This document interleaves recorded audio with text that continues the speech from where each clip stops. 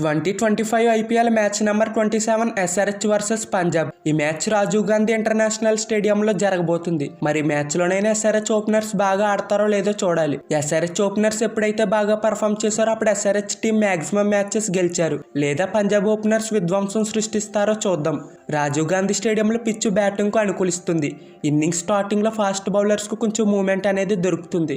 ఇంకెక్కడ మొత్తం 81 T20 matches జరిగితే ఫస్ట్ బ్యాటింగ్ టీం 37 మ్యాచ్లు గెలిస్తే సెకండ్ బ్యాటింగ్ టీం 44 మ్యాచ్లు గెలిచాయి. దీన్ని బట్టి చూస్తే టాస్ గెలిచిన టీం ఫీల్డింగ్ ఎంచుకుంటే మంచిది. ఇంకే రెండు టీముల మధ్య హెడ్ టు హెడ్ చూస్తే మొత్తం 23 మ్యాచ్ల్లో ఎస్ఆర్హెచ్ 16 మ్యాచ్లు గెలిస్తే పంజాబ్ 7 మ్యాచ్లు గెలిచింది. రాజీవ్ గాంధీ స్టేడియంలో ఎస్ఆర్హెచ్ 8 మ్యాచ్లు గెలిస్తే పంజాబ్ 1 మ్యాచ్ మాత్రమే గెలిచింది.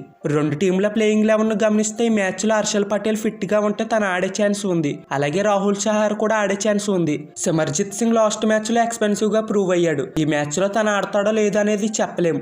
ఇంకా ఎస్ఆర్హెచ్ బ్యాటింగ్ లో ట్రావిస్ హెడ్ అసలు ఫామ్ లో లేడు. మ్యాక్స్వెల్ కు హెడ్ కు పెద్దగా తేడా ఏమీ లేదు. ఇద్దరు వస్తారు, అవుట్ అవుతారు, వెళ్ళిపోతారు. అభిషేక్ శర్మది కూడా ఇదే పరిస్థితి.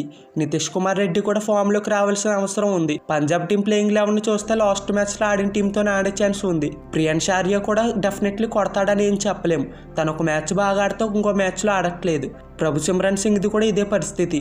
2 మ్యాచ్ల్లో ఆడితే 2 మ్యాచ్ల్లో ఆడట్లేదు. మ్యాక్స్వెల్ స్టోయినిస్ కూడా ఫామ్ లోకి రావాల్సిన అవసరం ఉంది. మిగతా వాళ్ళంతా మంచి ఫామ్ లో ఉన్నారు. ఇంకా ప్లేయర్స్ బ్యాటిల్స్ ను చూస్తే Travis head versus Harshdeep Singh. Head ఒక పరుగు చేసి 2 సార్లు అవుట్ అయ్యాడు. Strike rate 25. Ishan Kishan versus Harshdeep Singh 0 runs, ఒకసారి అవుట్ అయ్యాడు. Strike rate 0. Ishan Kishan century తర్వాత మళ్ళీ ఫామ్ లో కనిపించలేదు. ప్రభు సిమ్రన్ సింగ్ వర్సెస్ షమి 0 రన్స్, ఒకసారి అవుట్ అయ్యాడు. Strike rate 0. Shreyas Iyer versus Harshal Patel. Iyer 7 పరుగులు చేసి 2 సార్లు అవుట్ అయ్యాడు. Strike rate 77.8. Shreyas Iyer versus Rahul Chahar 7 runs, 3 సార్లు అవుట్ అయ్యాడు. Strike rate 46. ఇంకా మిగతా ప్లేయర్స్లో చెప్పుకునే అంత బ్యాటిల్స్ లేవు. ఇంక ఈ మ్యాచ్లో ఎవరు గెలుస్తారనేది చూస్తే నేను ఈ మ్యాచ్లో పంజాబ్ గెలుస్తుందని అనుకుంటున్నా. మరి మీరే టీం గెలుస్తుందని అనుకుంటున్నారో కామెంట్ చేయండి. అలాగే ఈ వీడియో కనుక మీకు నచ్చితే ఈ వీడియోలో లైక్ చేసి ఛానల్ సబ్స్క్రైబ్ చేయడం మాత్రం మర్చిపోకండి.